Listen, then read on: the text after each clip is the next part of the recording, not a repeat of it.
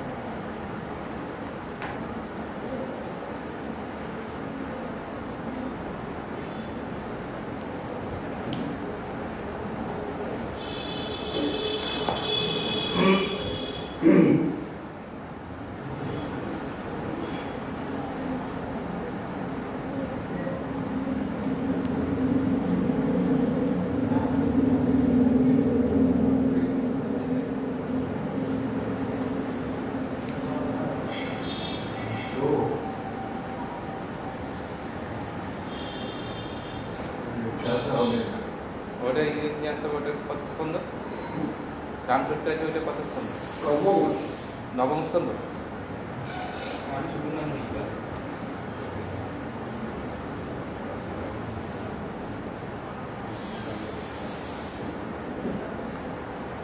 आज श्री श्री रामचंद्र शुभ आविर्भाव तिथि, ना राम नवमी तिथि। श्री रामचंद्र शिक्षा दिए दशरथের বিয়েতে অযোধ্যায় আবির্ভূত হয়েছে। রাবণের অত্যাচার, ত্রিভুবনকে অত্যাচারিত করে রেখেছে রাবণ। রাবণটি ইতি রাবণ, যাকে দেখলে লোকে চিৎকার করে রব করত। মানুষের রব করতে বলে তার নাম হয়েছে রাবণ। এই রাবণ ব্রহ্মার বলে মহাবলশালী হয়ে ত্রিভুবনকে উৎপীড়ন করছিল রাবণ। তার অত্যাচারী যখন ত্রিভুবন কম্পিত, তখন দেবতাগণ ব্রহ্মা সহ ক্ষীরোদ সমুদ্রের তীরে গিয়ে ভগবানকে প্রার্থনা জানিয়েছে। ভগবান বলেছিলেন যে আমি 4 ভাগে বিভক্ত হয়ে অবতীর্ণ হব।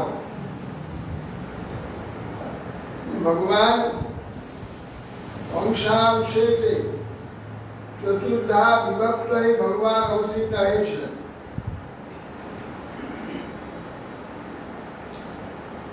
কৌশল্যা, কৈকেয়ী এবং সুমিত্রা,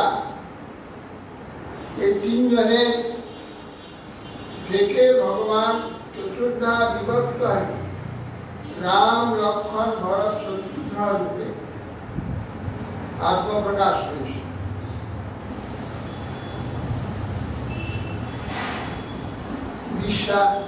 বশিষ্ঠের নিকটে তার আশ্রমে 4 ভাই গৃহে বাস করে বিদ্যা অধ্যয়ন করেছে। কিশোর বয়সে বিশ্বামিত্রের আশ্রমে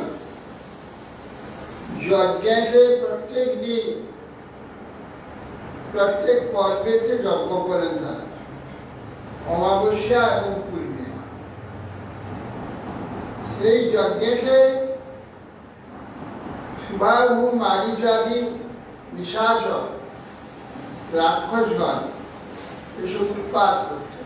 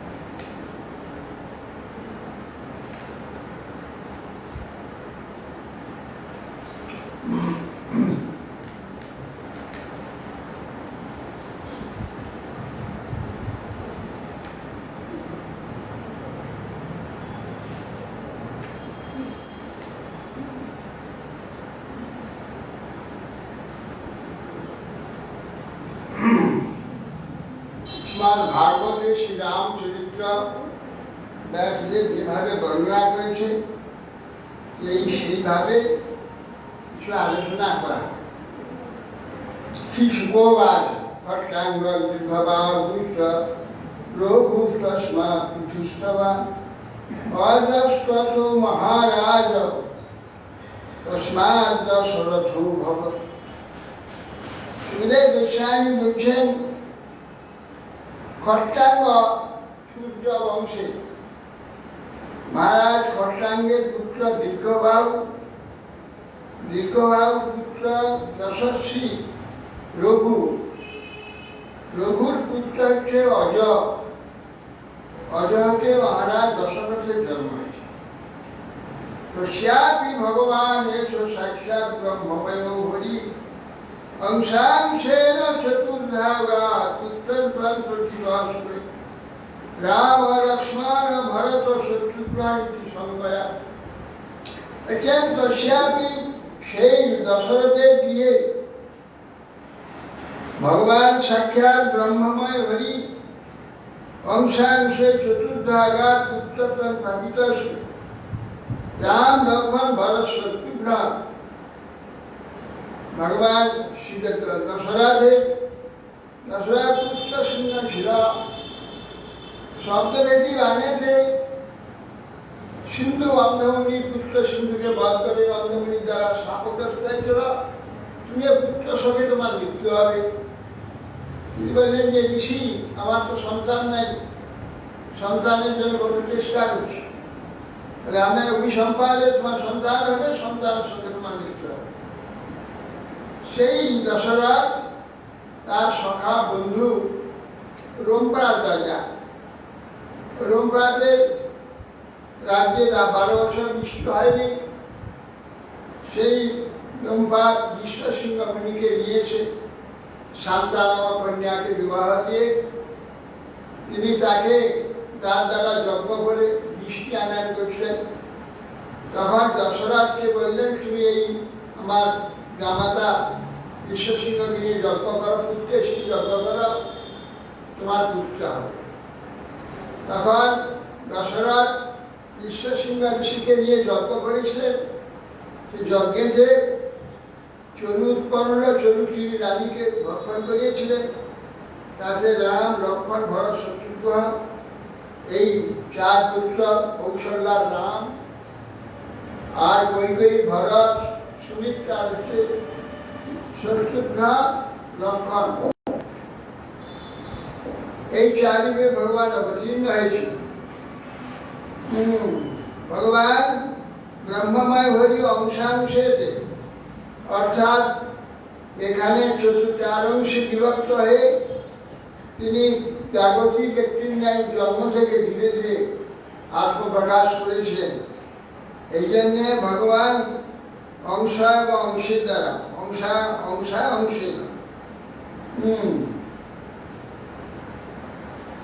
অংশা মানে 4 অংশ হয়ে গেছে, অংশের দ্বারাই প্রকাশ হয়েছে। পুত্রত্ব প্রাপ্তি অংশ, রাম দেবতাগণের প্রার্থনায় পুত্রত্ব হয়েছে। রাম লক্ষ্মণ ভরত শত্রুঘ্ন তার সংজ্ঞা। তস্যানুচরিতং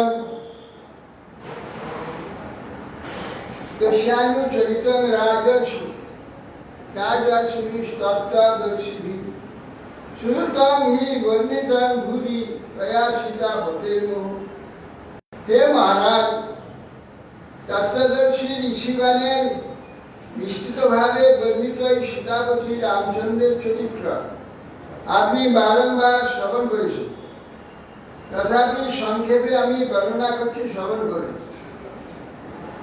দুর্বার্থে সত্যরাজ্য বছরা তনুবন পদ্মাপদ্ভ্যাং প্রিয়ায়া প্রাণিস্পর্শাক্ষম মধ্যাম নিজিত পঙ্কজুজৈ পথবিজৈ যো হরিন্দ্রান চাভ্যাম বৈরূপ্যা শিল্পনখা দিয়া বীরভরসা রোপিতা ভ্রু বিজৃম্ভম রাষ্ট্রবৃদ্ধিবদ্ধ সেতু খলদব দহন কুশলেন্দ্র অবতারণ্য অবদান পিতার স্মৃতিসত্ত্ব পালনার্থে রাজ্য পরিত্যাগ করে প্রিয়া সেই সীতা দেবী সুকুমার হস্তযুগ স্পর্শ সহনে অসমর্থ এই প্রকার সুকুমার পদ্ম দ্বারা বনে বনে ভ্রমণ করেছিলেন।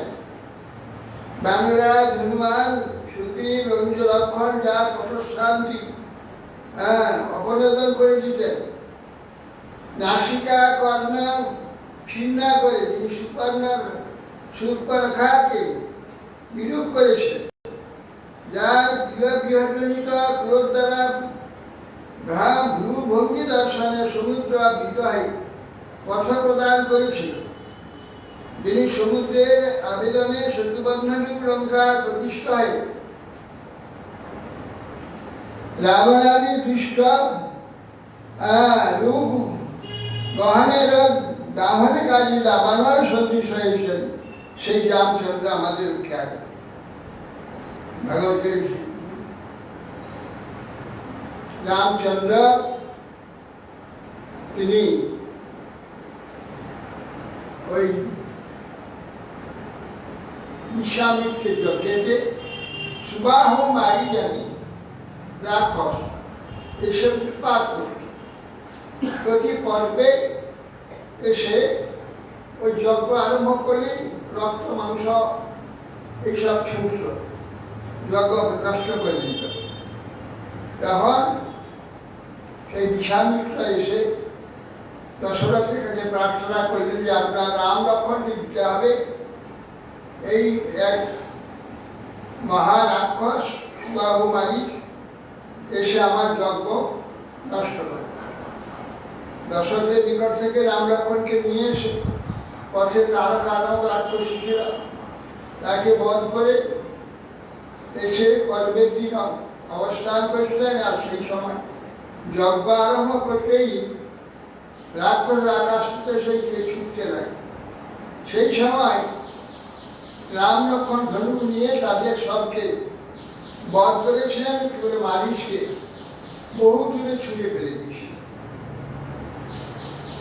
এইভাবে তাদের বধ করে তখন বিশ্বামিত্র রাম লক্ষণকে নিয়ে এই মিথিলা এসে উপস্থিত হয়েছিল। মিথিলায় এসে দশরথের বিয়েতে হরধনু নামক একটি ধনু মহাদেবের ধনু ছিল। সেই ধনুকে যে নাকি যা আরম্ভ করতে পারবে তাকে কন্যা দেওয়া, এটা ঠিক আছে। সে লৌহ ধনুক কেউ তুলতে পারেনি। অবলীলা করে রামচন্দ্র তাকে যা দিয়ে টেনে দ্বিখণ্ডিত করে দিয়েছিল। দিয়ে সীতাকে বিবাহ করেছিলেন এবং অন্যান্য আরো তিনটি কন্যা ছিল, উর্মিলা, মান্ডবী আর সুতকী। সীতা, উর্মিলা, মান্ডবী, সুতকী এই চারটি কন্যাকে চার ভাই বিবাহ হয়েছে। বিবাহে তাকে তিনি অযোধ্যায় গিয়েছিলেন। রথে পরশুরামের জন্মচিহ্ন করে তার ধনুকে দেয়ারোপণ করেছে। এইভাবে চার পুত্রের বিবাহ দিয়ে দশরথ নিজের বিয়েকে চার গরু সহ পুত্রকে নিয়েছে। দশরথের বয়স হয়েছে তখন সমস্ত আমাত্যবান মন্ত্রীগণের পরামর্শে যে রাম তো এখন যোগ্য হয়েছেন, রামকে যোগ্যরাজ্য অভিষিক্ত করুন। শুনে বশিষ্ঠকে জিজ্ঞাসা করে বশিষ্ঠ আদেশ দিয়ে কি নির্ণয় হল কবে রামের ওই রাজ্যাভিষেক হবে। কপালে ধাতা গৃহৎ কর্ম ন জায়তে বশিষ্ঠ দিয়াতে লগ্ন রামের বনবাস। বশিষ্ঠ লগ্ন দিল, সেই লগ্নেতে রাম বনবাস। যে লগ্নেতে রাম রাজা হবে, অভিষেক হবে, ওই লগিনের দিন বনবাসে চলে গেল। সেই জন্যে যখন দুইটি বর কৈকেয়ীকে একসঙ্গে দিতে চেয়েছিলেন, এই গন্ধর্বের সঙ্গে যুদ্ধে গিয়ে ভয়ানক রণ হয়েছিল, সেই সময় রথের যে খিল, চাকার খিল উড়ে গেছিল। সেই সময় যদি চাকা বেরিয়ে যায় তার যুদ্ধ করবে কি করে? কৈকেয়ী রথে ছিল, এই আঙুল দিয়ে ওই রথের চক্রকে রক্ষা করেছে। এটা পরবর্তীতে জানতে পারল। আর এক সময় একটা পায়েতে ঘা হয়েছিল, তীর বিদ্ধ হয়, বিষাক্ত তীর। যে ঘা কোনো ঔষধের দ্বারা ভালো হয়নি। ডাক্তার নির্দেশ দিল যে মুখে যদি কেউ প্রত্যেক দিন রক্ত পুঁজ ফেলে ফেলতে পারে তাহলে এই ঘা ভালো হবে। কৈকেয়ী মুখ দিয়ে প্রত্যেক দিন এই পুঁজ ফেলে ফেলছে। তাতে দশরথ অত্যন্ত প্রসন্ন হয়ে বলছে, তোমাকে আমি দুইটি বর দেবো, তুমি যা ইচ্ছা দুটি বলছে না। তবে কেন? এই যে তুমি আমার এই যে জঘন্য কার্য তুমি করেছ, আমার সেবা করেছ, আর একবার করেছ রথে খিল আঙুল দিয়ে খিল করেছ। বলছে আমি তো স্ত্রী, আমার কার্য হচ্ছে পতি সেবা করা। পতি সেবার বিনিময়ে যদি কিছু প্রার্থনা করে চায় যে এই আমাকে দিতে হবে, সে বেশ না, সে কখনো স্ত্রী নয়। স্ত্রী কার্য পতি সেবা করা। আমি পতি সেবা করেছি, তার বিনিময় দেবো কেন? বিনিময় নিয়ে তো সে সতীর্থ নষ্ট হয়ে যায়, সে তো বেশ্যা হয়ে যায়। আমার কর্তব্য হচ্ছে পতি সেবা করা, প্রতি কাজটা আমাকে পালন করা, এইটা পরস্পর সমান। যাহা বলছে যে প্রতি সুখ যাতে হয় সেটাও তো সত্যি করা উচিত। তুমি বর নিলে আমি সুখী হব, এটাও তোমার ঠিক হবে। তা যদি হয় তাহলে আমার যখন প্রয়োজন হবে ঠিক আছে। রাম রাজ্যাভিষেক হবে। মন্থরা নামক একটি দাসী ওই কৈকেয়ী সে বলছে, কি গো খুব আনন্দে আছো? হ্যাঁ আনন্দ হয়েছে, রাম রাজা হবে। তোমার কি হবে? রাম আমার পুত্র তো। হ্যাঁ তোমার পুত্র, তোমার পুত্র ভালো। রাম হচ্ছে কৌশলার্থ, কৌশলা হবে রাজমাতা। তুমি রাজমাতা, কেন আমি রাজমাতা হোক না? না না, তোমাকে রাজমাতা হতে হবে। কিভাবে? না, তোমার দুটো বর পাওনা আছে রাজা নিয়ে, এই সময় বর চাও। ভরতকে রাজা করাও, রামকে 14 বছর বনে পাঠিয়ে দাও, তাহলে তুমি রাজমাতা হয়ে যাবে। ভগবত ইচ্ছা আছে। রামায়ণ রামচরিত্র দূর কর্তৃক অগ্রসর হওয়ার জন্য মন্থরায় মুক্তি দিল। রাম বনবাসী না হতো তা রামায়ণ হতো। এই রামায়ণ হওয়ার জন্যে এই মন্থরা হইল তার নায়ক। তখন এই যুক্তি শুনে তখন দশরথকে বললেন, তুমি আমাকে যদি বর দিকে বলেছিলে সেই দুটি বর আমাকে দাও। এবার নায়ক বাড়িতে রামচন্দ্র চন্দ্র উৎসব বনবাস, আর একবারে ভরতের হচ্ছে রাজ্যাভিষেক। বলি এর চেয়ে তুমি আমাকে প্রাণ চাইলে না কেন? যে তুমি প্রাণ বিসর্জন করো, প্রাণ বিসর্জন করতাম। তুমি করা রামকে যদি বনবাসে দাও, আমার প্রাণ থাকবে না। রাম আমার জীবন, কৃষির অভিসম্পাদ আছে, যে রাম ইচ্ছে ধরে আমার মৃত্যু হবে, পুত্রের সাথে আমার মৃত্যু হবে। যে কি করলে? বলে রাজা মূর্ছিত হয়ে বন্ধন করছেন। এই খবর শ্রীরামচন্দ্র নিকটে গেল। রামচন্দ্র এসে পিতাকে বললেন, পিতা আমি বনবাসে যাচ্ছি। তখন লক্ষণ বললে, আমি তো আপনার ছেলে সেবক, আপনার সঙ্গে যাব। সীতা বলছে, আমি যখন পতি ছেড়ে আমি তো থাকবো না, আপনার সেবিকা আমি, আপনার সেবার জন্য শ্রীদত্তকে নিয়ে বনবাসে যেতে নাম শ্রীরাম না গেলে রামায়ণ হবে ছিল। তখন সীতাদেবীর সঙ্গে নিলেন, সমস্ত অলঙ্কার ওই জায়গায় ক্ষীর বস্ত্র পরে প্রতি রামচন্দ্রের সঙ্গে রওনা হলেন। পথে তারপরে চিত্রকূটি গিয়ে অবস্থান করছেন, সেইখানে অনসরা অত্রি ঋষি আশ্রমে গিয়ে অনসরাকে বলি, এ কি সীতা তোমার এইরকম বেশ কেন? না পতির যা বেশ আর সচিব চাইলে না, আমার আদেশ, তুমি অলঙ্কার সুসজ্জিত থেকে পতির সঙ্গে যাও। এইগুলো উত্তম বস্ত্র, সমস্ত অঙ্গেতে স্বর্ণ অলঙ্কার আদি সব দিয়েছিলেন অনসরা। সেইখানেই সমস্ত আবার করেছিলেন ঋষির আদেশ। এইভাবে গিয়েছিলেন। লোক বীর সমেত ধনুরি সদুগ্রাম সীতা স্বয়ংবর গৃহে কি শতোপনীতম আদায় বালগজ লীলা ইদেক্ষু দৃষ্টি সজ্জীকৃত নিপবিকস্য বভঞ্জবন নিত্যানুরূপম গুণশীল অবয় অনুরূপ রূপান সবিধানং শিরম গোসা অভিরব্ধমানম মার্গে বদন ভিগপতে বদনাথ প্রভুরাম দর্প মহিকৃতং যষ্টি রবাজ বীজম। দেখছেন যে রাজন রামচন্দ্র লীলা বালগঙ্গ গজতুল্য অতি অদ্ভুত।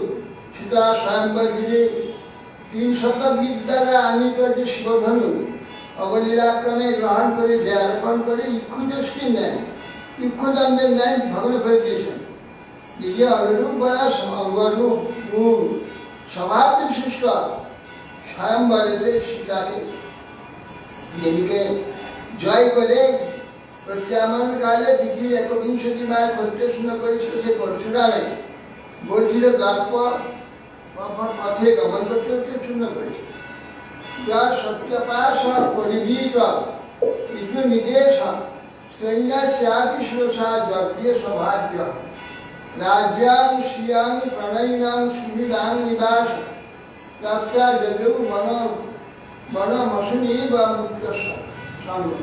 কেকুইকে প্রতিশ্রুতি দাঁড়েন বাধ্য সুতরাং সত্যপাশে আবদ্ধ পিতা দশরথের আদেশ শিরে ধারণ করে রামচন্দ্র মুক্ত সঙ্গ যোগীর ন্যায় প্রাণ পরিত্যাগের ন্যায় আনন্দের সহিত রাজ্য শ্রী প্রণয়ী শ্রী নিবাস পরিত্যাগপূর্ব বনে গমন করেছিলেন।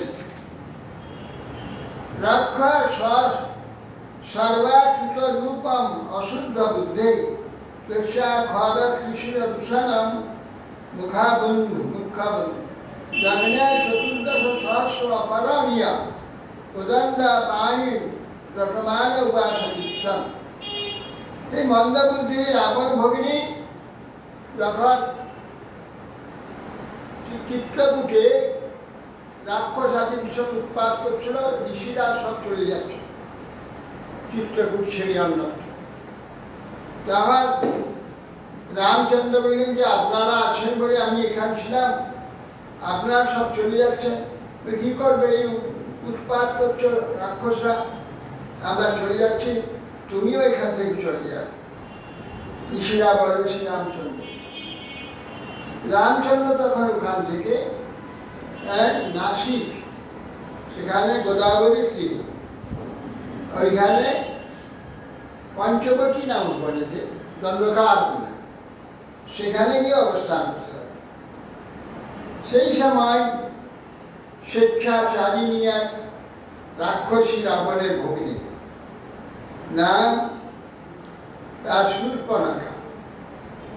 সে শূর্পণখা সুন্দর পুরুষ দেখে রামচন্দ্রকে গ্রহণ করবার জন্য এসে বলছে, তুমি আমাকে স্ত্রী রূপে গ্রহণ করো। দেখতে পাচ্ছ না আমার সঙ্গে স্ত্রী রয়েছে, তোমাকে স্ত্রীও গ্রহণ করবে না, ওকে বলো আমি ওকে খেয়ে ফেলবো।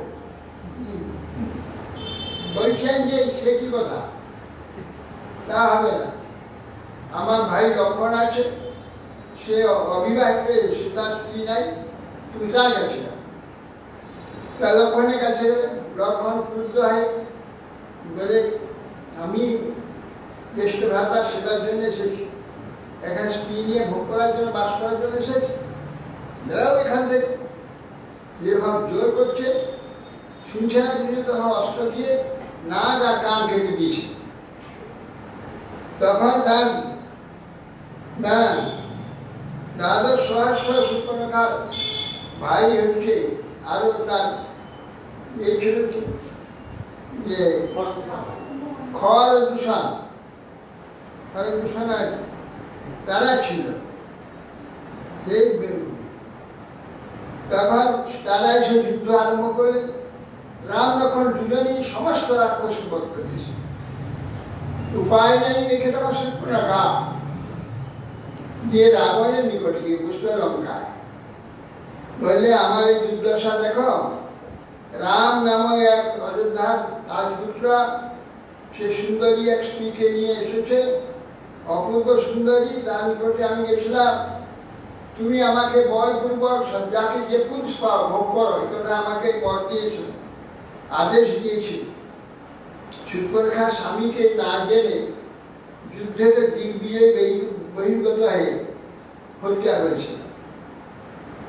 তখন সুপর্ণখা কেঁদে বলছেন, ভ্রাতা তুমি কি করলে, আমার পতিকে বধ করলে, আমি কাকে নিয়ে থাকবো?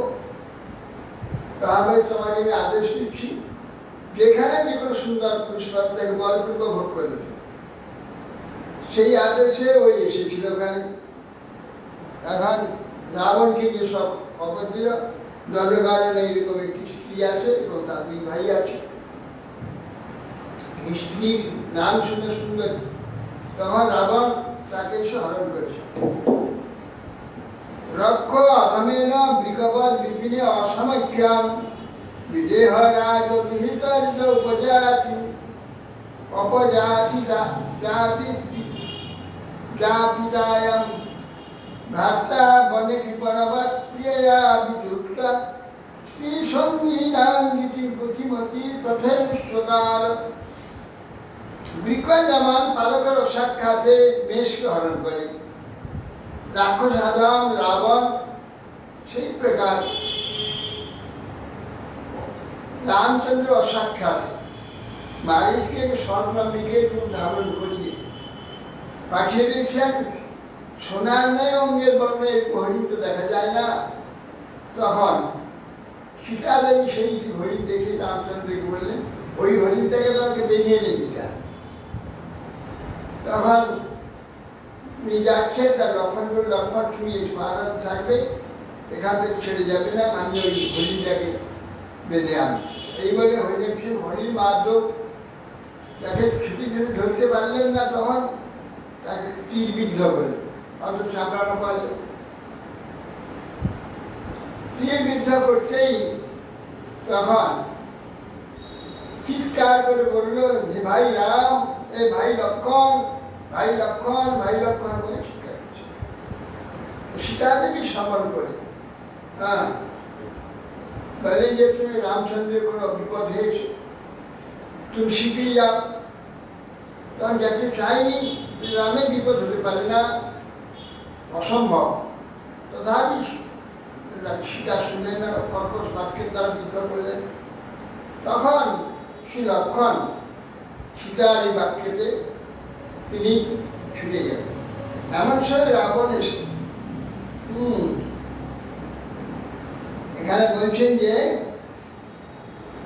লক্ষ অধমেন বিকবৎ বিপিনে অসমর্থন বৈধরাজ বিহিতায় উপজাপিতায় বিষয় বিকয়মান বালকের অসাক্ষাতে যে অপহরণ করে, সে প্রকার রাক্ষস রাবণ রাক্ষসাধম বনমধ্যে রামচন্দ্র অসাক্ষাৎ সীতাদেবীকে অপহরণ করেছে। রামচন্দ্র সীতা বিরহে স্ত্রী সঙ্গীতে দুঃখময়ী গতি দর্শন করা যায়। স্ত্রী সঙ্গীতে সীতা আসক্ত ব্যক্তি এইরকম দুর্গতি হয়, এইটা জগতে দর্শন করবার জন্য তিনি এই লীলা করেছেন। দগ্ধা আত্মভূত অখিতমন্নহন অবন্ধন সক্ষম বিধায়া কবিবীর দৈতা গতিং বুদ্ধাত বালিনী হতে প্রভুরেন্দ্র সিংহ বেলা বাগাছ মঞ্জ ভগবত বাক্যিতা রুহি খুঁজতে খুঁজতে সীতা বলে বাড়িতে ডাকতে অন্বেষণ করতে করতে এক জায়গায় কি পক্ষী সেই জটায়ু নামে পক্ষী এক পক্ষ ছেদিত হয়ে পড়ে রয়েছে। তাকে দেখবেন খেয়ে তুমি কি ব্যাপার, তখন যে আমি বেঁচে আছি শুধু তোমাকে সংবাদ দেওয়ার জন্য। সীতাকে রাবণ হরণ করে নিয়ে গেছে লঙ্কায়, অতএব আমার সেই এই ব্যবস্থা হয়েছে। সীতাকে নিয়ে আমি গ্রাস করতে যাচ্ছিলাম রথসহ, সীতা থাকার জন্য গ্রাস করতে পারিনি। আর সেই সময় আমার একটা পক্ষ ছিল, আমি সেই জন্য পড়ে গেছিলাম। তখন তারা এমনি সংবাদ দিয়ে তার মৃত্যু হলো। রামচন্দ্র তাকে পিতার বন্ধু ছিল, পিতৃবর তাকে দাহককে আদি করে তার তর্পণ আদি করলেন। এবার এইভাবে খুঁজতে খুঁজতে তিনি চিত্রপুরকে কি এই যে হনুমান আদিকে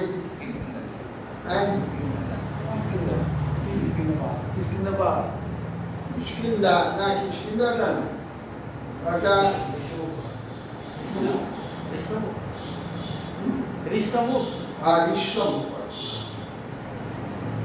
ঋষ্যমুখ পর্বতে সেখানে হনুমান ছদ্মবেশে দর্শন ছিল। তারপরে যে পরিচয়কে ঋষ্যমুখ পর্বতে নিয়ে এসে ওইখানে সুগ্রীব ছিল। তারা বালি সুগ্রীব তার খুব প্রিয় ভাই ছিল।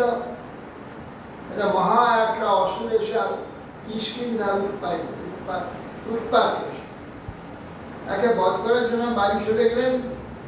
সে একটা পর্বত সুরঙ্গের মধ্যে ঢুকে চলে গেছে। এই সুরঙ্গের দ্বারে তুমি থাকো পাহারা, আমি এই বধ করে।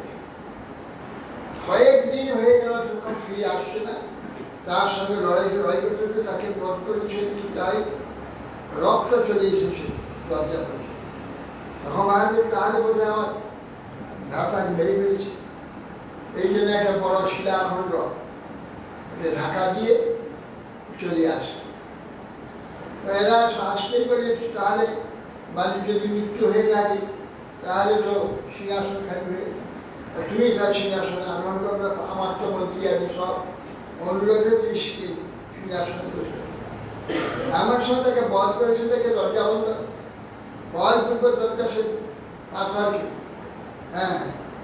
গুহার দুটি পাথর তাকে ফেলে দিয়ে সেদিকে রাজা চলে। এই জন্য তুমি চলে এসেছো বলো, গুহার দরজা বন্ধ করে এই বলে তাকে মারতে আরম্ভ করে। তখন ভয়ে কোথাও আশ্রয় না পেয়ে ঋষভ পর্বতে জানতো ওখানে একটা এরকম বড় একজন অসুরকে মারতে গিয়ে তার রক্তে সেই আশ্রমটি মানে দূষিত হয়ে গেছে। ঋষভ পর্বতের আশ্রম, ঋষি থাকতেন পতঙ্গ ঋষি। সেই অভিসম্পাদ তুমি যদি এখানে কোনো সময় আসো তোমার সঙ্গে সঙ্গে মৃত্যু অভিসম্পাদ। সেই থেকে বালি কখনো ঋষভ পর্বত যেটা না জানি, সেই জন্য সুগ্রীব আর নয়নী আর জাম্বুবান হনুমান এই পাঁচজন সেখানে রামচন্দ্র আসতে সেখানে অবস্থা করে প্রতিজ্ঞা করলেন যে আমার রাজ্য জেলে উদ্ধার করলেন, তাহলে আপনার সেটা উদ্ধারে আমি সমস্ত সাহায্য। এই বলে তখন বালিকে শ্রী রামচন্দ্র বধ করেছে, যে সুগ্রীবকে তার রাজ্যটা ফিরে দিয়েছেন বা রাজা করেছে। সুগ্রীবে বহু বানর তুমি চতুর্দিকে পাঠিয়ে কোথায় সেটাকে নিয়ে রাবণ দেখেছে, কোন সন্তানে কেউ কিছু পেল না। দক্ষিণ সমুদ্রের তীরে হনুমান নিশ্চিত ছিল নিজের বল, তা বল ছিল যদি কেউ স্মরণ করে দেয় তার সর্ব বল আবার ফিরে পাবে। তো সেই সময় জাম্বুবান যখন জানলেন সম্পাদী ওখানে ছিল, বৃদ্ধ সম্পাদী পক্ষী, তার সঙ্গে দেখা হয়েছে। সে বলবে দেখো রাবণ তাকে নিয়ে লঙ্কা দিয়ে, দক্ষিণে লঙ্কা আছে লঙ্কাপুরী, সেখানে নিয়ে চলে গেছে রাবণ। তোমরা এই সমুদ্রের পানে গিয়ে তাকে বধ করে উদ্ধার করো। এই কথা শুনে আমরা সমুদ্র কি করে পার হবো? তখন বলছেন জাম্বুবান, হনুমান তোমার অসীম শক্তি আছে, ভুলে গেছো তুমি ঋষি অভিষেক পাতা, তুমি যাও লঙ্কা। যেই বলে কিছু সঙ্গে সঙ্গে মনে পড়ে গেছে, ও আচ্ছা। তখন আদেশ নিয়ে হুঙ্কারে আকাশ উঠেছে, আকাশে গিয়ে তখন লঙ্কা আসতে মাঝে সুরসা ইত্যাদি কতগুলো সব রাক্ষসিয়াকে বস্ত্র করে তিনি লঙ্কায় বসিয়ে দিয়েছে।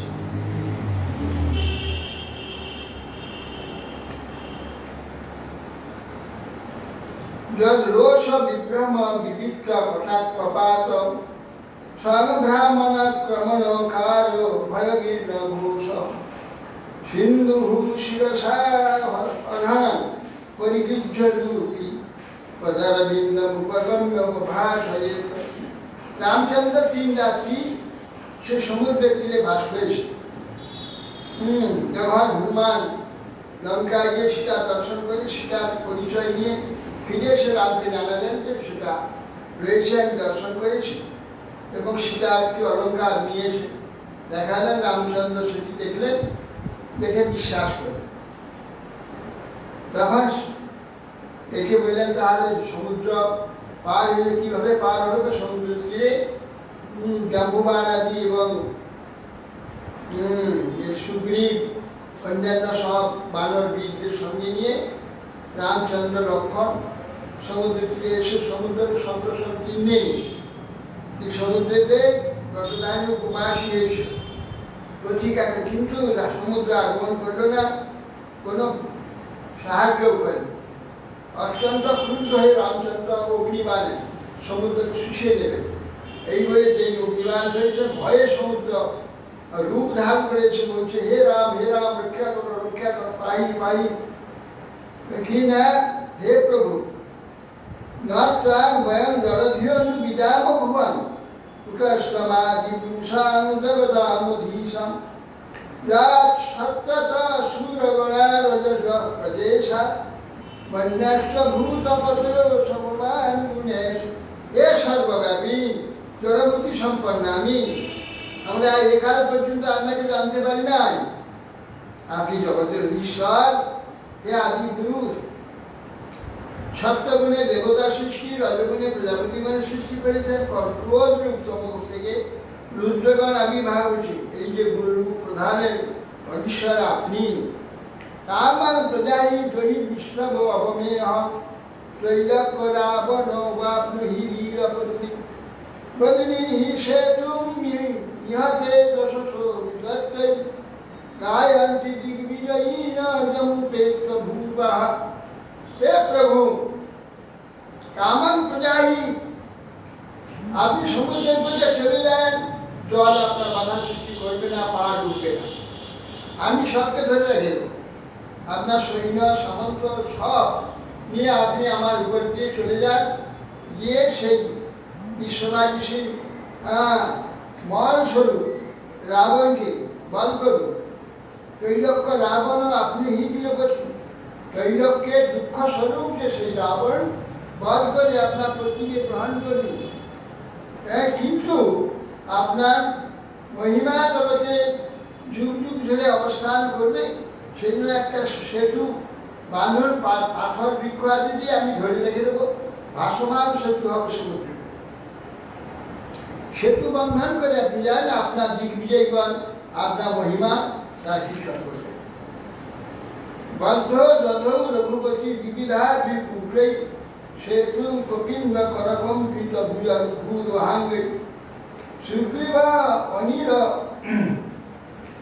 শুক্রব নীল হনুমান প্রমুখৈ অনেকৈ লঙ্কা বিভীষণাদ্বিষদাম। অভিষেষ্ট কন্দারা তখন ওই ভাসমান সেতু নির্মাণ করলেন শ্রীরামচন্দ্র, করে তিনি পাশে গিয়ে উপস্থিত হলেন। তখন পূর্বেই তো লঙ্কাকে দগ্ধ করে দিয়ে গেছিল হনুমান। পরবর্তীকালে এসে তারা সমস্ত দরজা বন্ধ করে চুপচাপ ছিল রাবণ। রাবণ আসছে কয়েকদিন এখানে বসেছিলেন। তারপর সকলে সব আনন্দ বলদুদ্ধ বিহার ও পুষ্পম সীতার ও গোপুরম বলবীর বিভিন্ন নির্ভজ্য মানা অধি নধ্বজ হেম কুম্ভ সিংহাটকা গজকুলই হ্রদের হদিনীব ঘূর্ণা লঙ্কায় প্রবিষ্টায় গোবিন্দগণের সৈন্য তখন টিকাস্থান ধনাগার কোষ বৃহদ্বার পুরদ্বার গোপুরম প্রসাদ গৃহ কপোতাক্ষবাস কপোতবাস সব ফিরে ফেললেন। বেদি পতাকা সুবর্ণ কলধাতি সদা চতুষ্পদ সব ভেঙে ফেলল। দ্বার ভেঙে দিচ্ছে।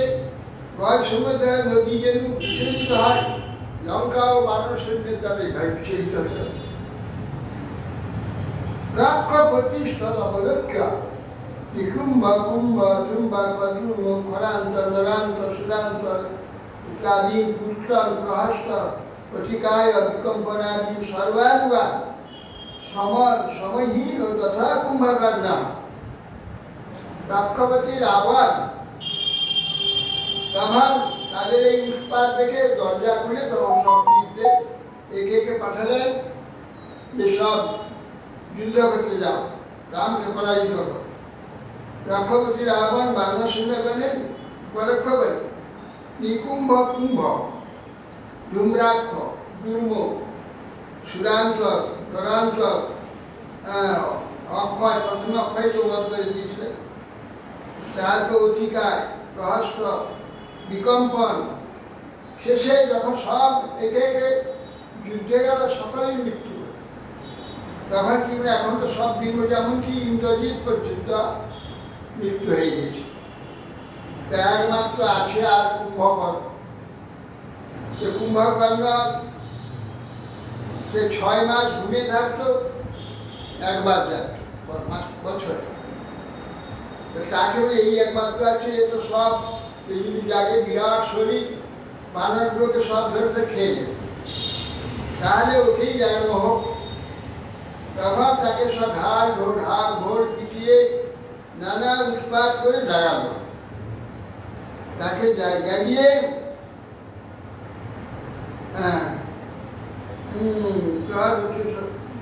যুদ্ধে নামতে সুগ্রীব লক্ষ্মণ হনুমান বন্ধবের নীল অঙ্গদ জাম্বুমান পরশাদি সকলে অসি সুর হস্ত চাপ প্রাস আর খাদ শক্তি স্বর কোমল এই সমস্ত দ্বারা সুরক্ষিত দুর্গম রাক্ষস সৈন্য অভিমুখে ধাবিত। এরা এইভাবে যুদ্ধ চলতে সবকে মেরে দিলেন। শেষে কুম্ভকর্ণের মৃত্যু হল। কুম্ভকর্ণের বিদ্যায় তাকে বধ করলেন রামচন্দ্র। তার মস্তক অর্ধেক শরীর সব ছিদন করে দূরে সমুদ্রেতে নিক্ষেপ করে। এইভাবে সমস্ত বীরদের বধ করেছেন। সব জাতু ধান ভূতনম অশিশুল চাপ নাশ অরিষ্ট শক্তি তোমর খড় দুর্গম সুগ্রীব লক্ষণ মরুষিত গন্ধমাদন লীলাক্ষ দক্ষ দর্প সাধি দর্পাদিভি পণ্ডিত অজাত। শ্রীরামচন্দ্র লক্ষণ সুগ্রীব হনুমান গন্ধমাদন নীল অঙ্গদ জাম্বুবান পরশাদি সকলে সুর চাপ প্রাস আদি সামনে নিয়ে সকলে যুদ্ধে যে দুর্গম রাক্ষস সৈন্য দলের বুকে ধাবিত হল। তে অনিকপা রঘুপথের অভিপত্য সর্বে দন্দং দংশন বিভব কর্তি রথাস্ব যোধৈ যজ্ঞুদ্রুমৈ গিরি গদল ইসুভীর অঙ্গ দাজ্ঞা সীতাবিমর্ষত মঙ্গল রাবণেশ। হে অনিক সে সব সৈন্যগণ নিয়ে শ্রী রামচন্দ্র অঙ্গরাজগুলি সেনাপতিগণের সঙ্গেই রাবণ হস্তি অশ্ব রথ পদাদির দ্বারা প্রতিটা সৈন্য দলকে প্রতিযোগী রূপে মিলিত হয়ে রক্ষ পাষাণ বৃক্ষ গদা বাণ নিক্ষেপ করে বিনাশ করতে হবে। রাক্ষস সৈন্য দলে অধ্যক্ষ রাবণের সীতার অভিশাপে সমস্ত মঙ্গল আসবে। বারবার সীতাকে চেষ্টা করেছিলেন যাত্রাকে তার বসে আনবে। সীতা কখনো তার বসে আসেননি, বারবার তাকে তিরস্কার গালাগাল দিয়েছে। রাবণ তথাপি অত্যন্ত ক্রুদ্ধ হয়ে সীতাকে মারবার জন্য যায়, কিন্তু মারতে পারে না। কেন? একটি সতীর অভিসম্পাদ আছে, কোন স্ত্রীকে বলপূর্বক যদি তাকে ধরতে যায় বা ভোগ করতে যায়, সঙ্গে সঙ্গে তার মৃত্যু হবে, এই কথা অভিসম্পাদ। সেই জন্য বারবার সীতার যে কর্কশ বাক্যেতে তিরস্কার করছেন সীতা, রাবণ মারতে যাচ্ছে কিন্তু মারতে পারছে না, অভিসম্পাদ আছে। কোন অত্যাচার করলে স্ত্রীকে সঙ্গে সঙ্গে মৃত্যু হবে। রক্ষপতি সবল বিনাশ অবেক্ষ দুষ্ট আদিহ জানম জানপমথাপি সসার রাম সন্দান দুর্মতি মাতুরিন পুরিতে বিভ্রাজমান মহান শীতই ক্ষুরপ্ত।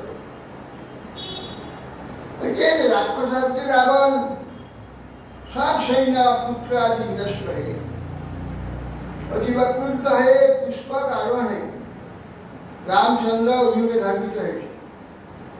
ইন্দ্রজিৎ বধের সময় দেখল যে ব্রহ্মাস্ত্র ত্যাগ করে, ব্রহ্মাস্ত্র সে কেউ তার অধিকার নেই, যেন ব্রহ্মাস্ত্র রামকে মারলে ব্রহ্মাস্ত্র দিয়ে রামকে পরিক্রমা করে ফিরে চলে।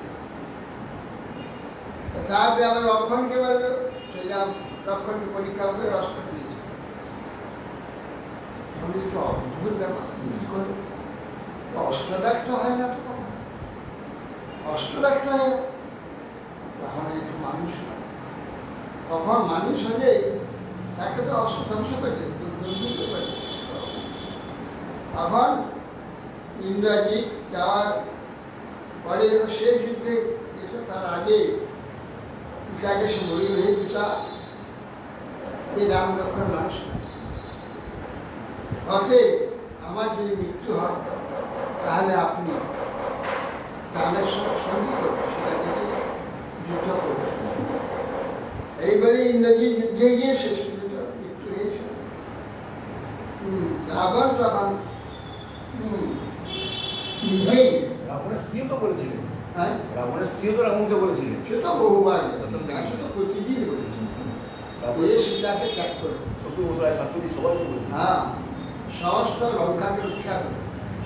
তার কথা শুনে রাবণ জানত রামকে ভগবান, কিন্তু মানেনি, কাউকে জানতে দেয়। নিজের মাতামহ মাসুদ দিয়ে তার নাম হচ্ছে সুমান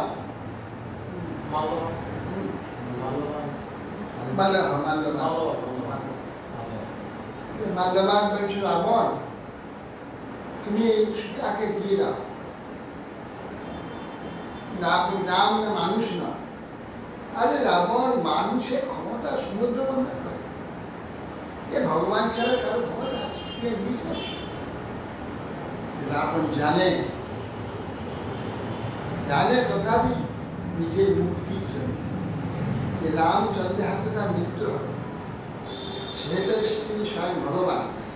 এ কথা সমুদ্রের মাঝখানে একটা দ্বীপ ছিল, তিরুমান জয়ের সময় ওই দ্বীপটা দিয়ে যেখানে ক্রিয়া চলে নেমে এসে দেখে সুরঙ্গ দৃশ্য দেখে একটা জ্যোতির্ময় মন্ডল, বিশাল গৃহ, আলোরময় সেই বৃহৎ গৃহের মধ্যে এক স্বর্ণ পালনকে এক মহাপুরুষ শুয়ে আছে।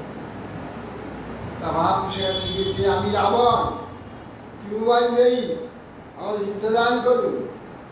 তখন শ্রী ভগবান শুয়ে আছে, ওই হাতটা এইরকম করে যার সঙ্গে সঙ্গে আবার পড়ে গেল, আবার উঠে দাঁড়ালে আবার হাতটাকে আবার, তখন বলি বাবা, হাতটাকে তুলে ফেলছে, আমি পড়ে যাচ্ছি। হ্যাঁ, পথে এর সঙ্গে যুদ্ধ করবো। হ্যাঁ, তখন বলছেন যে আমাকে কিছু বর দেন, আমি আপনার কাছে বর পাই। বলা কি বর? আপনার হস্তে যেন আমার মৃত্যু হয়। সেই জন্যে উনি জানেন রামচন্দ্র ভগবান, আর নর বানরের হাতে তার মৃত্যু হবে, ব্রহ্মার বলা আছে। নর আর বানর এসেছে, এই নর রূপী ভগবান এর হাতে আর মৃত্যু ব্যবস্থা করা আছে। সেই জন্য তিনি এই কার কথা মানছেন, সকলে তাকে উপদেশ দিয়েছেন, বহুল উপদেশ কৃষ্ণকে।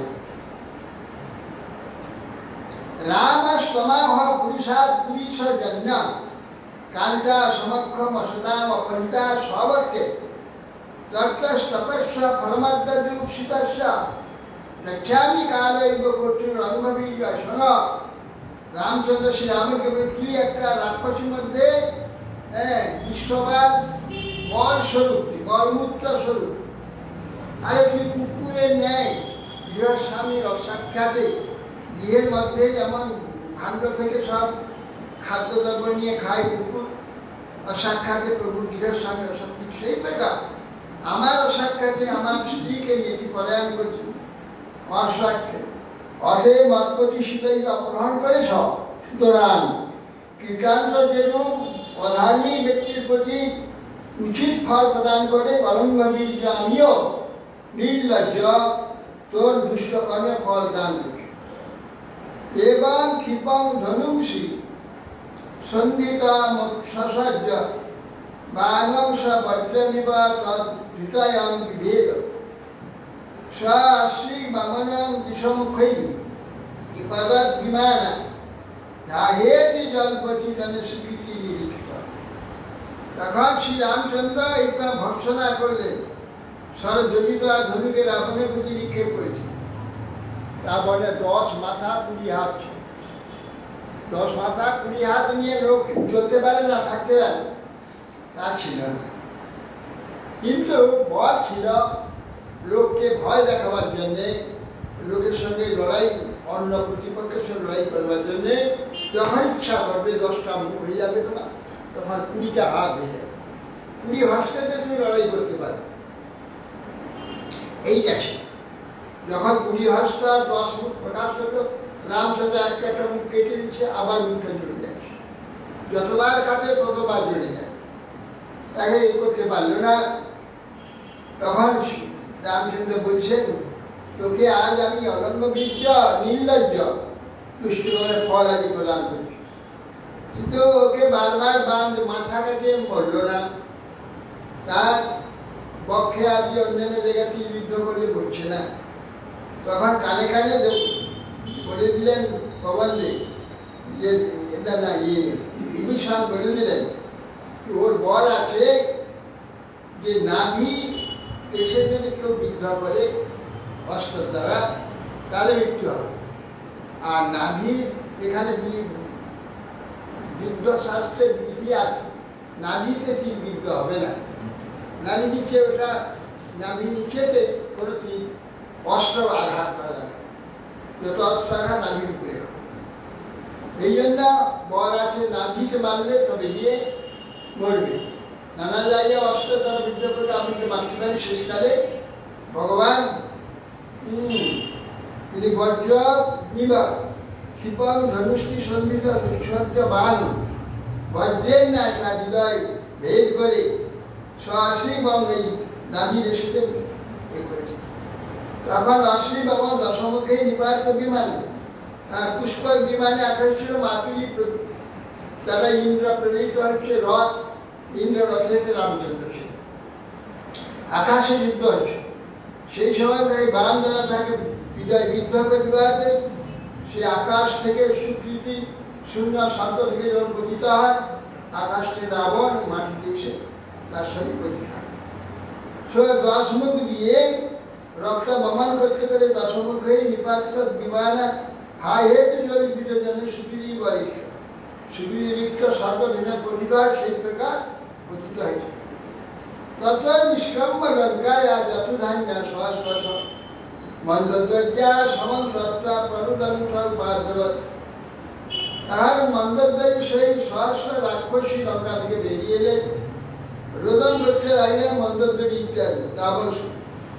শান শান বন্ধুর পরিসবেজ্য রক্ষেণ সুভীর অগ্নিদান সুদূরদূর সসারং দীনা ঘন্ট আত্মনা। এখন নিজ নিজ বন্ধুদের সব লঙ্কা থেকে সব স্ত্রীগণ ঘুরতেছে নিজ নিজ পতিদের আলিঙ্গন করে সকলে বর্ণন করতে লাগলেন। মন্দোদয়ী এমন ভাবিয়া সহি সহস্র রাক্ষস লঙ্কাকে রোদন করতে করতে বদ্ধভূমিতে এসে উপস্থিত।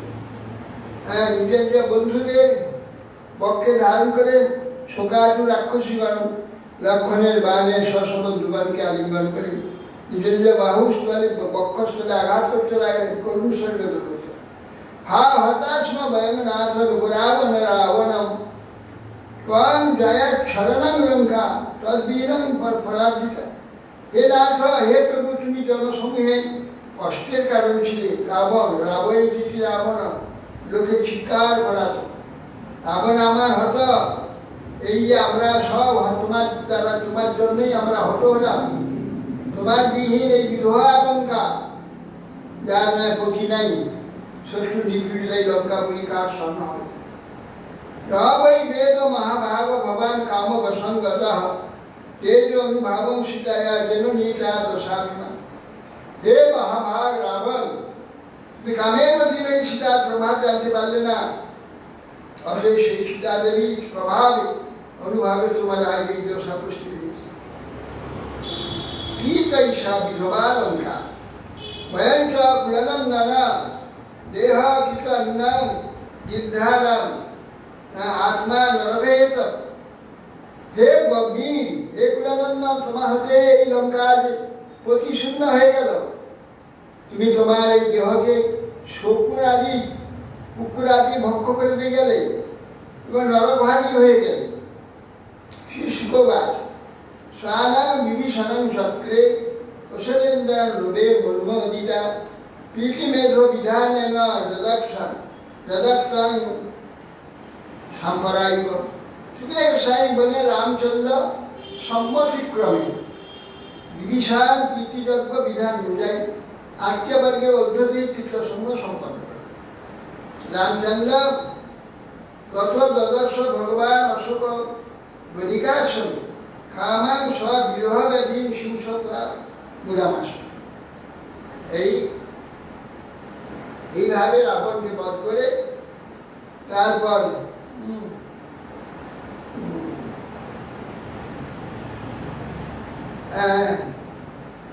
পরে তখন পিতৃযজ্ঞ বিধানেতে পারলৌকিক কার্য সমস্ত বিভীষণের দ্বারা করা লাগে। আর বিভীষণকে রাজ্যে অভিষিক্ত করলেন। কিভাবে না, লক্ষণকে পাঠিয়ে দিয়ে রাজটিকা দেন। রামচন্দ্র জানি, কেন তখনও বনবাস শেষ হয়, 14 বছর এই একদিন বাকি আছে। কেন রামচন্দ্র গৃহের মধ্যে ঢুকবে না, বনবাসে থাকতে হবে না, রাবণের গৃহেতে ঢুকবে না। নিয়ে তখন লক্ষণকে পাঠিয়ে রাজ্য অভিষেক করলেন বিভীষণ। তারপরে তিনি বিশালাং বিভীষণ চক্রে কৌশলেন্দ্র নজিত পৃথিবীতে বিধানে যুক্ত সম্প্রদায়। তখন বিভীষণকে রাজ্যে অভিষিক্ত করলেন এবং সমস্ত আত্মীয় স্বজন যারা মরে গেছে প্রত্যেকে ঔষধেই কার্যাভিষেক করেন। তত দদর্শ ভগবান অশোক বণিকাশ্রম খামাং স্ববিরহ ব্যাধি সিংসভা বলে আসে। তারপরে রামচন্দ্র গিয়ে লঙ্কা, অর্থাৎ ত্রিকুট হয়েছে লঙ্কা, সেটা নয়, এটা সিংহল যেটা, সেখানে অশোক পাটিকা আছে, এটা সব বিরাট উপবন, ফল ফুল পড়েছে, চমৎকার। সেই বনেতে সেটাকে লুকিয়ে রাখা আছে, কেউ যেতে জানতে না পারে। অশোক পাটিকা, অশোক বন। কিন্তু লঙ্কাতে নিয়ে যায়, ওরা সব বিরোধ করবে না, সেই জন্য লঙ্কা দিয়ে কেউ যেন সীতাকে না দেখতে পায়, লুকিয়ে রেখেছিল অশোক পাটিকা।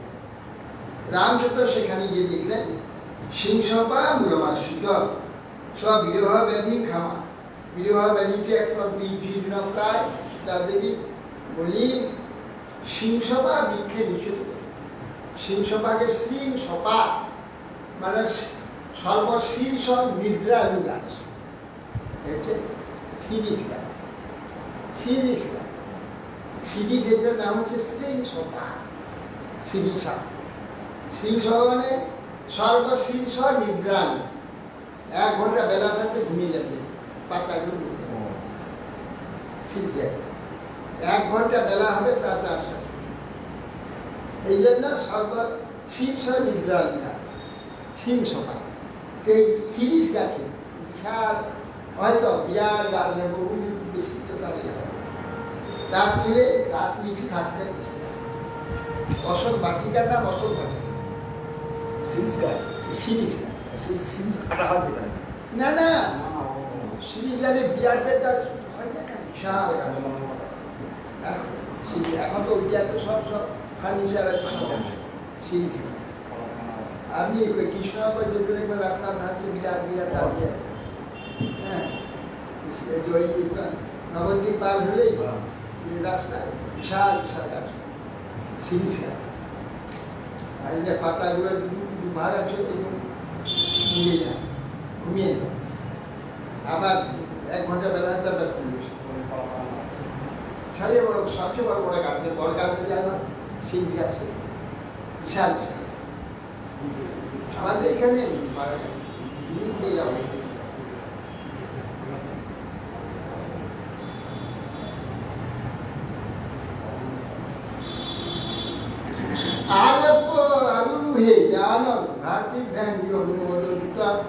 বিভীষণায় ভগবান দত্তা লক্ষ্য করে সদা লঙ্কা মায়ুষ কল্পান্তম যদুচি না বদলাম। অতঃপর ভগবান শ্রী রামচন্দ্র সীতা দেবীকে পুষ্পব্রতে আরোহণ করলেন, স্বয়ং আরোহণ করে এবং বিভীষণকে রাক্ষস আধিপত্য লঙ্কায় কল্পাই পর্যন্ত আয়ু দিলেন বিভীষণের। আর লঙ্কা কল্পাই পর্যন্ত থাকে, কল্পা শেষ পর্যন্ত। এখনো বিভীষণ আছে ওই লঙ্কায়। এই যে লঙ্কা অদৃশ্য, তাকে তো লোকে দেখতে পাই যায়। এই যে লঙ্কা অদৃশ্য, বিভীষণকে দেখতে পাই। ওই সিংহলেরই এক পাশে ওই ত্রিকুট পর্বত আছে, সেইটাই লঙ্কা। আর সিংহলটা আছে, কিন্তু লঙ্কা কিন্তু দেখতে পাবে। তখন এখানে নিয়ে দশরথ শেষে রামচন্দ্র সীতাকে নিয়ে যে অযোধ্যায় ফিরে অবকৃত মানস কোমলেই লোকপা পাগা কৃত তুদীয় মানসরিত শতদ্রুতা ভীমুল গোমূত্র যাবক সূত্র ভাতরণ কবর্ক বলকলাম বরণ মহাকারণিক জটিলাম সন্ধিয়ে। তখন অযোধ্যায় পদগমকালে পথিমধ্যে শ্রী রামচন্দ্রের কদেবর রঘুপাল কর্তৃক পুষ্প নিক্ষিপ্ত হয়েছে, সমাচ্ছন্ন হয়েছিল। ব্রহ্মাদি দেবতাগণ আনন্দে তার চরিত্র কীর্তন। গোমূত্র জাপ এই খেয়ে তিনি জীবনযাপন করেছিলেন। ভরত বলকর পরিধান করে মাথায় জলটা রেখেছিলেন। পরাগ বনেতে যেভাবে ছিলেন সেইভাবে তিনি ধারণ করে মহারাজ আনন্দ রামচন্দ্র ভরতের এই অবস্থায় গিয়ে খুব দুঃখিত হয়েছে। ভরত প্রাপ্তমাকর্ণ পৌরমাত্র পুরোহিতে পাদুকা শ্রী ন্যাস রাম উত্তর করিল। নন্দী গ্রামা সশিবিরাজ জিত বাদাদি বাদ্যাদি বাদিত্যাদি নিষ্ঠানে ব্রহ্মভূষণে চ মুহু তথদ্ভি ব্রহ্মবাদিভি স্বর্ণা খপতার পতাকাভি হিমৈশ্চিত্ত ধ্বজৈরথে সদস্যৈ রুক্মকন্যৈ ভটৈ পুরট কর্মভি শনিভি পারমুখ্যাভি বিক্রতৈশ্চিল পদানুগৈ পারমিষ্টান উপদায় পুণ্যানুপচানি চ উচ্চপচানি পাদ নপতোত্তীর্ণা কীর্ণা হৃদয়েশ্বর। তারপরে রামচন্দ্র অযোধ্যায় প্রত্যাগমন করলেন, করছেন শ্রবণ করে। ভরত নিজের মস্তকে রামচন্দ্রের পাদুকা ধারণ করে আমার পুরোহিত তাদের নিয়ে বাদ্য ধ্বনি উচ্চস্বরে সব ব্রাহ্মণগণ বেদ পাঠ করতে লাগলেন এবং প্রান্তভাগ স্বর্ণের দ্বারা মণ্ডিত পতাকা, সুবর্ণময় বিচিত্র ধ্বজা, বিশিষ্ট করম শুভমান, অশ্ব সমন্বিত সুবর্ণ রশ্মি, সংযুক্ত রথ, স্বর্ণ কবলধারী সৈন্য, তাম্বুলি বারঙ্গনা পদচারী বহু ভিত্ত সহিত রাজযোগের ছত্র চামদাকে নিয়ে তিনি অপকৃষ্ট বহু উৎকৃষ্ট বহু রত্নসমূহ সঙ্গে নিয়ে নন্দীগ্রাম থেকে সশরীরে পরিচিত হলে অগ্রজের পদতলে নিবৃত হয়ে তার সেই খড়ম যা নিয়ে তিনি এতদিন রাজ্য শাসন করে খড়গের চরণে দিলেন। এই খড়গ পায়ে দিয়ে শ্রী রামচন্দ্র অযোধ্যায় ফিরে এইভাবে শ্রী রামচন্দ্র এই যে রামায়ণ স্বল্প এর মধ্যে শ্রী রামচন্দ্র অবতীর্ণ হয়ে এই রাবণ বধ করে রাবণের ন্যায় দুষ্ট সব অসংখ্য রাষ্ট্র যেমন অসংখ্য রাজা নামধারী দৈত্যবন্দী কৃষ্ণ বধ করেছে। সারা ভারত ছুটেছিল, সারা পৃথিবী ছুটেছিল, ভারত না সারা পৃথিবী এসব বধ করে নিক্ষত্রিয়া করেছিল এবং সমস্ত দস্যু শূন্য করেছিলেন, দৈত্য শূন্য করেছিলেন। রামচন্দ্র সেই প্রকার সারা পৃথিবী যেখানে যেখানে যত রাক্ষস ছিল, রাক্ষস সব রাক্ষস করতেন। সেই সময় রাক্ষসের প্রাবল্য ছিল। আর মা কৃষ্ণের সময় দৈত্য দানব দৈত্যদের প্রভাব ছিল, সবকে বধ করেছিলেন, করেছে পৃথিবীকে শান্তি।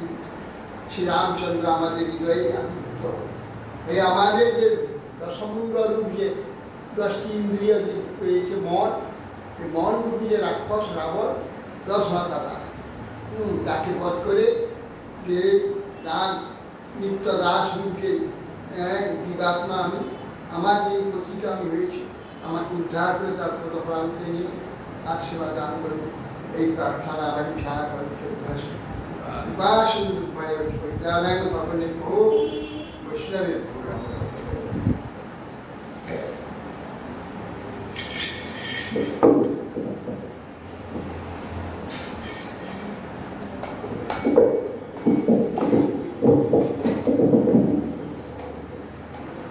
রঘুপতি রাঘব রাজা রাম পতিত পাবন সীতারাম। রঘুপতি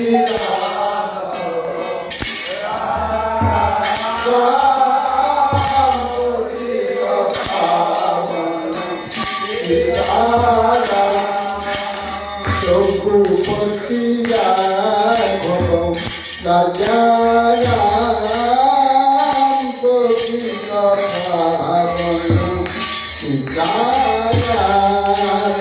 রঘুপতি রাঘব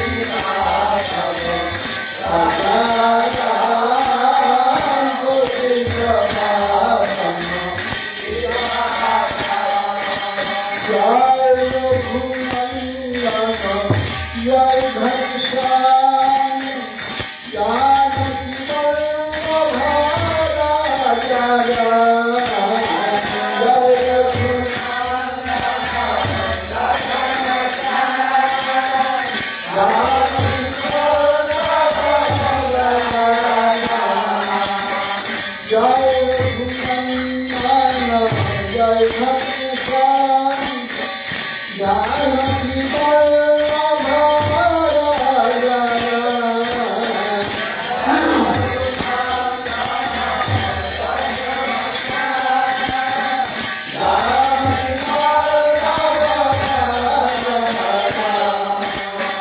জয় রঘুনন্দন জয় Krishna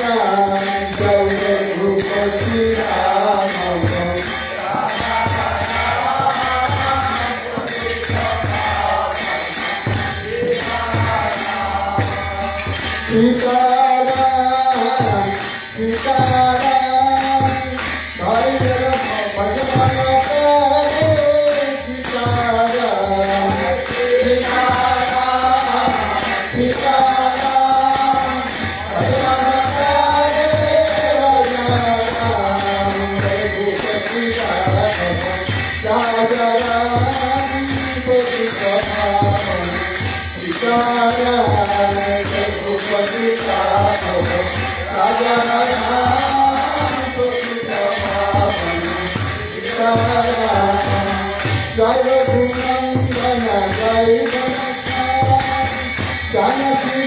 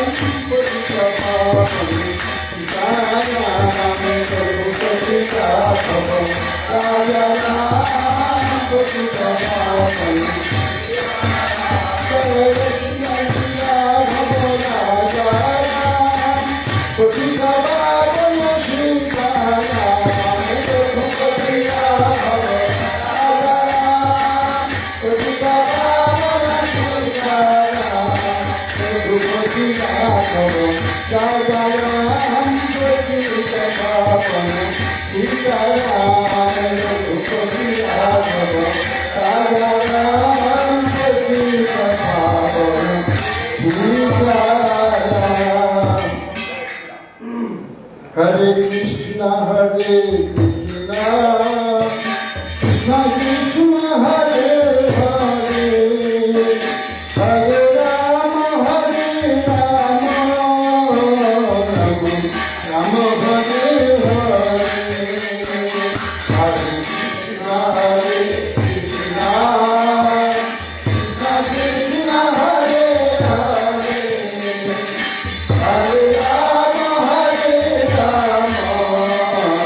Rama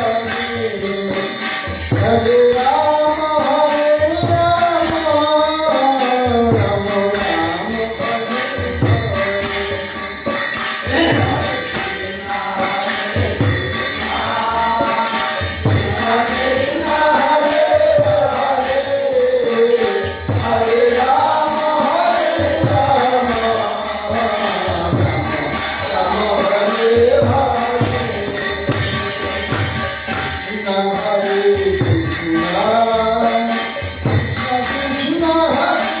Krishna Krishna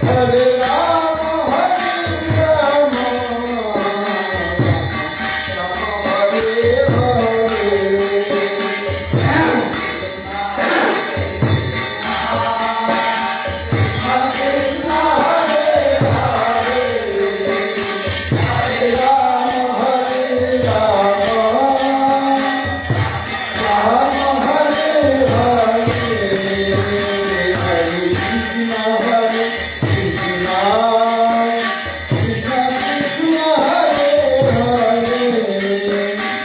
Hare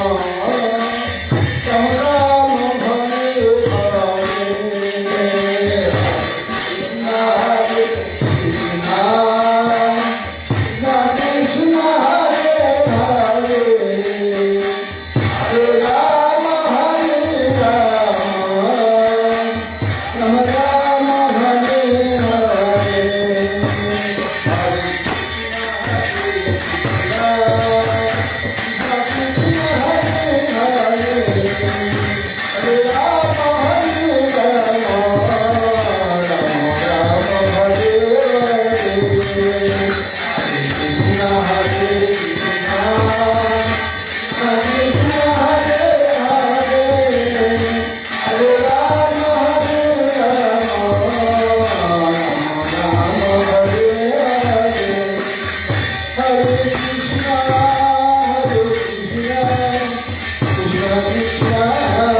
Hare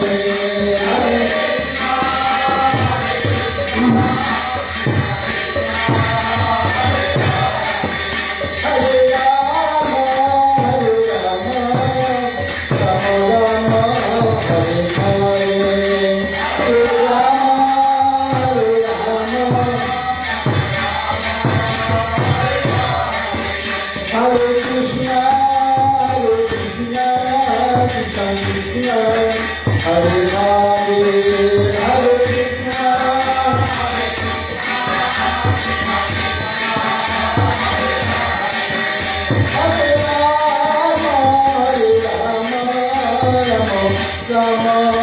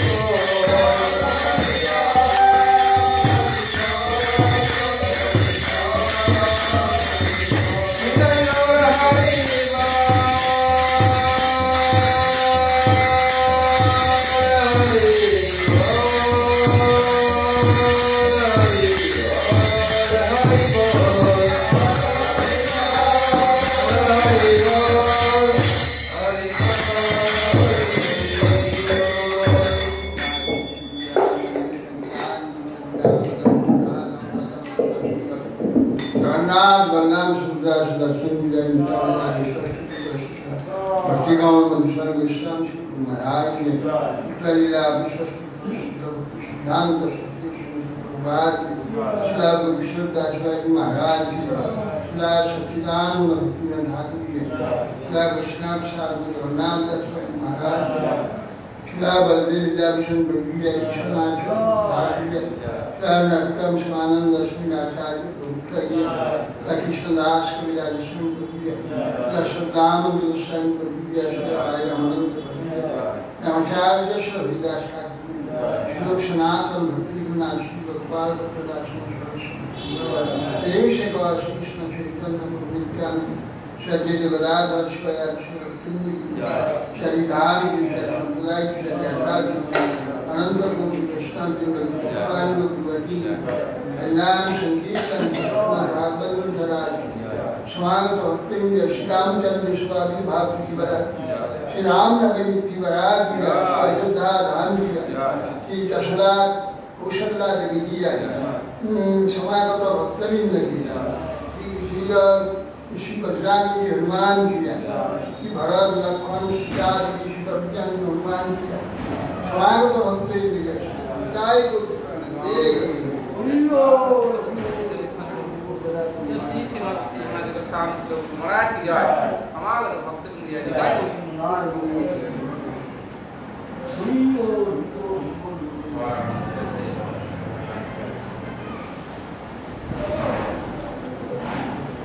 बुलाते